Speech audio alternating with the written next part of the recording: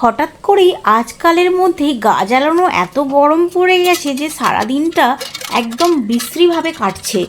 দুপুরবেলায় আমি বসে গেছি লস্যি বানাতে।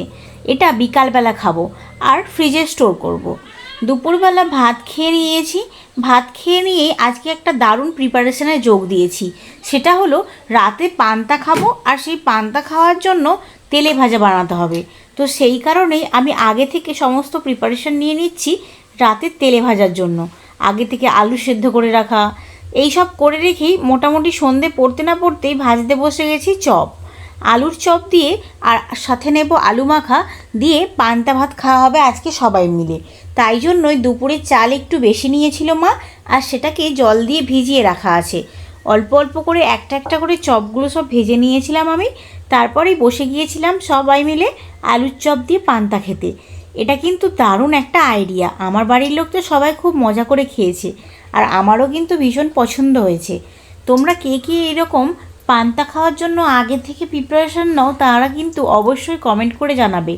যদিও রোজ দিন এমনটা হয়ে ওঠে না, মাঝে সাঝে কখনো এমন মনে পড়লে, তাও আবার এত গরমের দিন, তাই হয়তো হয়ে উঠেছে। বাড়ির সবাই মিলে হই হই করে পান্তা খেয়ে সন্ধ্যাটা দারুণভাবে কাটিয়ে দিলাম। এই রকমটা মাঝে সাঝেই হয়ে ওঠে যখন সবার ছুটির দিন থাকে, বিশেষ করে সানডে আর ধরা বাঁধা কয়েকটা দিন আর কি। বাইরে থেকে কোনো রকমভাবে চপ কিনে আনিনি, তার একটা বিশেষ কারণ হলো, একে তো এই ভীষণ গরম, তার উপরে ওরা যে পোড়া তেলের মধ্যে দেয় সেটা কিন্তু খুব ক্ষতিকর হয়ে ওঠে শরীরের জন্য। আমি বাইরের চপ বা সিঙ্গাড়া অনেক দিনই খাইনি, তাই জন্য আর কোনো রিস্ক না নিয়ে বাড়িতেই বানিয়ে নিলাম। তারপরে ওই যে মা জল দিয়ে ভিজিয়ে রেখেছিল ভাতগুলো, সেগুলোই পাতে নিয়ে বসে গেছি সবাই মিলে। হাফ ফাল করে পেঁয়াজ, সঙ্গে কাঁচা লঙ্কা, অল্প একটু আলু সেদ্ধ আর একটা করে আলুর চপ, এই দিয়েই খেয়েছিলাম পান্তাটা। এত টেস্ট লেগেছিল, পুরো মুখে লেগে রয়েছে।